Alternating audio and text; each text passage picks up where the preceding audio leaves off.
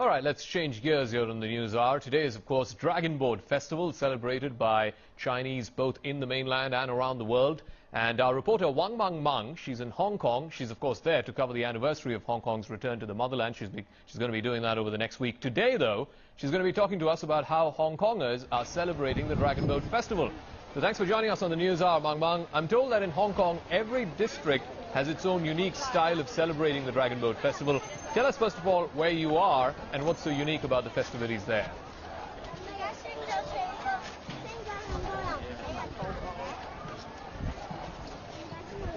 Mang, can you... Tai-O is actually a really old fishing village. It's located to the southwest of the Hong Kong island, about 2 hours drive from there. Yes, and Zaka, and this area you're seeing is located to the southwest of Hong Kong. It's about 2 hours drive from there, and it's in fact one of the largest villages on the small island. And you can see that people are living in these stilt houses. Some of them are really old, ready to collapse, and others are nice and new. So they've been living here for generations. And what happens today, Zaka, is fishermen from 3 different fishing associations are holding this deities parade activity. And then there's going to be a dragon boat race right after that. What happens is that before the day of the actual festival, these people will borrow the deity statues from 4 different temples along the waterway of Tai-O. And then they're going to put the statues on the dragon boat to worship. And on the actual festival day, they're going to put the statues on the dragon boat and roll through the waterway for the people to worship. And of course, as they go, the residents living along the waterway of Tai-O will burn paper offerings to show their respect to the gods.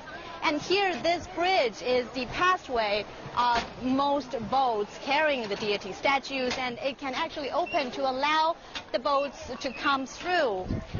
And Zaka, the deities parade is a very important cultural, religious, and historical practice.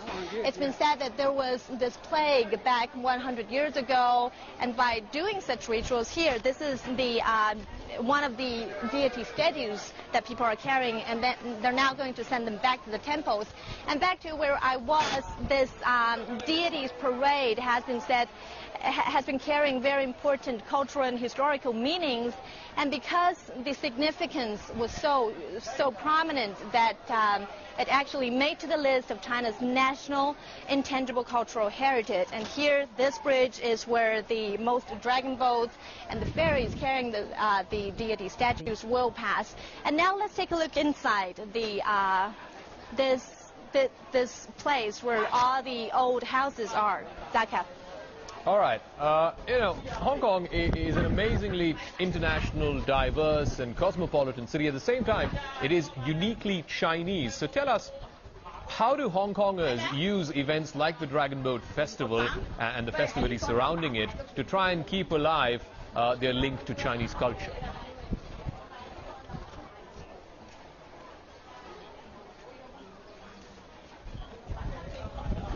Well, Zaka, this place, as I said, the deities parade is an old ritual that dates back 100 years ago. There was this plague, and by doing such ritual, the plague was gone, but the custom has remained ever since. And from these fishery products, we can see that people depend really heavily on fishery, on fishing, but since many people are now working in the cities, the fishing industry is no longer flourishing here in Tai-O.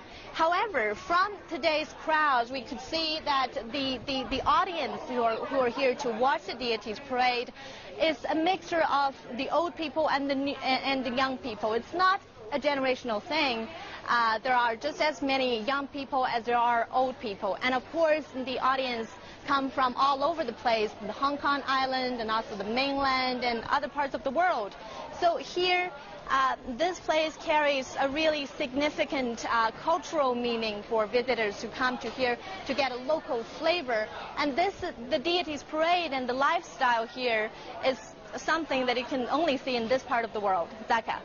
And Mang Mang, I'm just a little curious. I mean, you've been in Hong Kong for a few days now, and you've been speaking, I'm assuming, to young people there, particularly those of the so-called 80s generation. I'm just curious, how do they view the Dragon Boat Festival and other links in general to Chinese culture? Do they see that as relevant and thriving in their lives?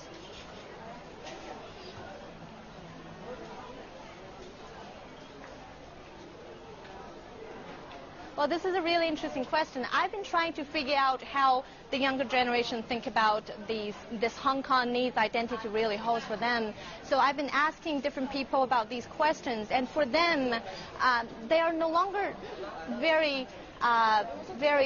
they're no longer very strict about the definition of this Hong Kongese, and rather most of the time they would identify themselves as Chinese. And of course, one of our cameramen working for our crew, I was asking how he thought about this Dragon Boat Parade, this race, and he said, well, a lot of people think it's interesting, but for me, I'm showing limited interest on this activity.